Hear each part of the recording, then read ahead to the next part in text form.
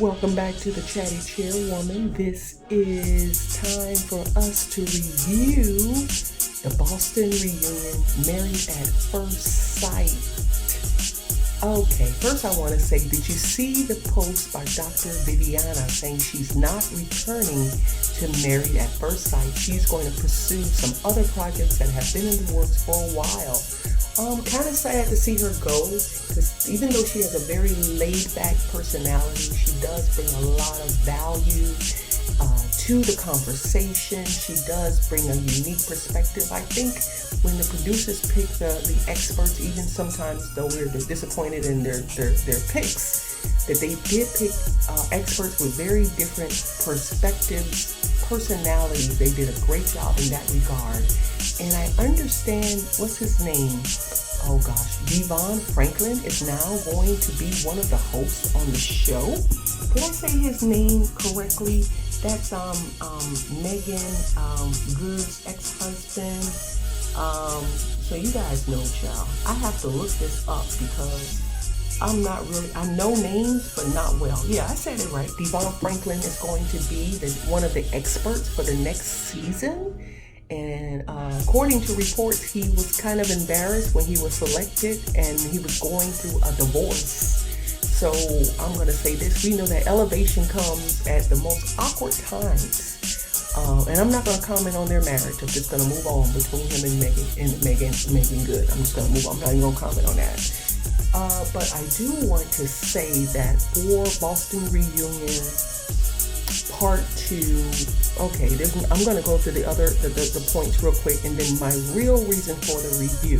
So Noi and Steve are still good. We know that. But Steve advised Noi early on, I think I said this before, that he did not trust Lindsey because she's a chatterbox. We go on, we see that it was interesting that the girls really liked Alyssa, which is pretty surprising. I actually think Alyssa and Jasmina are the same person, but Jasmina was smart enough to not let it play out on television. Jasmina was a real disappointment for me because I said if she wasn't so classy, we probably would have thrown her under the bus sooner. But she really annoyed me in terms of how she handled Michael. So I don't think when she saw him, she had that love, attraction, respect for him. So from day one, she treated him with a lack of respect. That's my perspective. And what did I say? If she's a elementary school teacher, I don't want her to be my child's teacher because she doesn't look like she is a nurturing woman, right? She looks like she could have been in the military, but she doesn't come off as nurturing at all. She won't cut you any slack unless she really likes you. So no surprises there.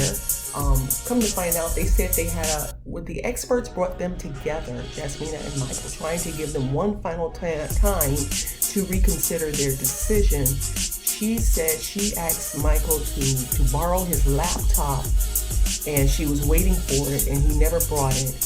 And Michael said he didn't understand that she needed the laptop, and that they had this big old blowout. They only, in like 12 days, they only saw each other once. He only came to see her once, and she was texting him every day. So for me, the big mistake was they didn't live together, right? And that they were already on rocky grounds. And he probably said, this woman's not into me, why should I give her my time? That's my perspective. So I think if they both had roommates, they still should have figured out a way to live together, because otherwise it wasn't going to work.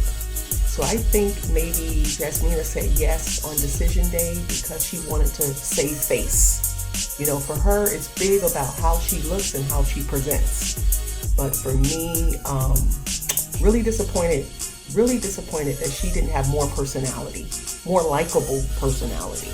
So moving right along, then we go to Miss Alyssa and Chris. They go back and forth. Alyssa continues to say that she's a good person. Chris said he is dating. Nothing new there. But Alyssa and Lindsey clearly went at it throughout the season, behind the scenes. And then Olajawon and Katina continue to share that they're together, and that Mark revealed when he was talking to the experts with Lindsey that Lindsey spat on him. She spat on his shirt. How humiliating. So you know I have to eat crow, right? Because I said Lindsey was good for Mark. But I also hinted early on there's something wrong with Lindsey. There's something not right. Something really off. Because to spit on someone, that is very disrespectful, very odd, very petty. It makes me think that she only cares about herself. And I think also when she saw Mark, she liked him. But when she was opened up to all of Mark's problems, she lost all respect for him. So that's why you should always engage with someone who's your equal, right? Because you can always trash him because you have more. That's why I believe like these relationships where the woman has more and the man has less, and the woman is like, get out of my house, or, you can't do this for me.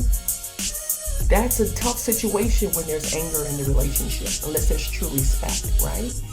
Or the vice versa. If the man has all the money and the woman doesn't have any money, any income, any businesses, he can certainly treat her with disrespect. That's why for any relationship, you just want to make sure you have your own, right? Because it gives you a certain freedom. So I think once Lindsey realized Mark was nothing but a bag of problems, she lost all respect for him. And I also believe there's more to Mark than what we've seen. There's a lot more to Mark than what we've seen in terms of behind the scenes and the way he treated her. I don't think we saw the full scope of why she was so triggered all the time, right? But I still think Mark has grown because of her, and Mark probably needs therapy because he's an emotional mess. I even think that's from his childhood. And remember what Dr. Cal said to Mark, that when he talks to Lindsey, he is reliving the arguments of his parents. So for me, I think Mark needs to heal that part of himself, and maybe he'll live a full life, right? Because I think Lindsey really pushed him to live a full life. He was living, what they call it, low vibration. And he needs to live on a higher vibration. And you can't do that unless you feel fulfilled and free. So that's my comment. But to hear that she spat on him, that's crazy. So we all know that none of the other people liked Lindsey or respected Lindsey but Olajawon, right? Remember the initial conflict between Lindsey and Olajawon on the bus when she told them to speak Spanish, and he said, you don't tell us what to speak. And then Katina was done with Lindsey at that point.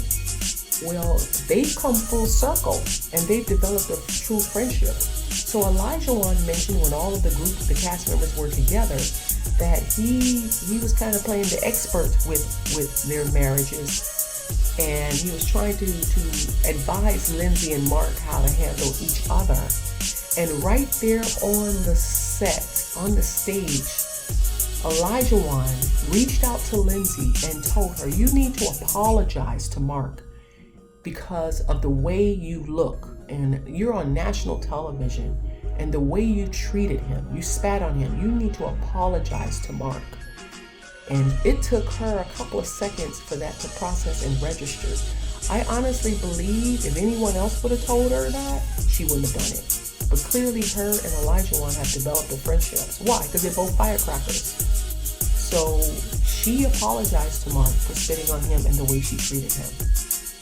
But I don't think she can genuinely hold that place in that position, because I realize if she spat on him, there's something off. But doesn't mean he didn't use her, right, to help do the renovation. Doesn't mean he didn't use her to help with his mom. Doesn't mean he didn't use her to help clean up his apartment. None of that doesn't negate any of that. It still could be, both can still be possible, right? He can still be a nice guy and be a user. So both can still be possible. So it's interesting to see that Olajawon, who came in as a firecracker and who everybody despised, turned out to be somebody likable. But remember, I said in my last review, I need to see Olajawon and Katina in about 6 months to see where they are. And I need to see Katina in her full personality I want to see who she really is. Because I remember when she was talking to Lindsey on the boat, she was a firecracker. Where is that patina? That's what I want to know. So that is my major concern. I think her and Olajawon, I think he's all invested. He really has grown and matured on the show. But some people said that he was improved or better behaved because he saw the backlash that he got on social media. And that may be a point. If you can see who you are, if someone's holding up a mirror to your behavior, then you can decide to improve or to stay on that path. Because remember Chris from Atlanta, shoot, he got a lot of backlash, but he remained the same person, even worse till the end. So maybe that was something good for Olajawon, for him to get all that backlash, because it helped him evaluate his behavior. But what do we say? Only time will tell.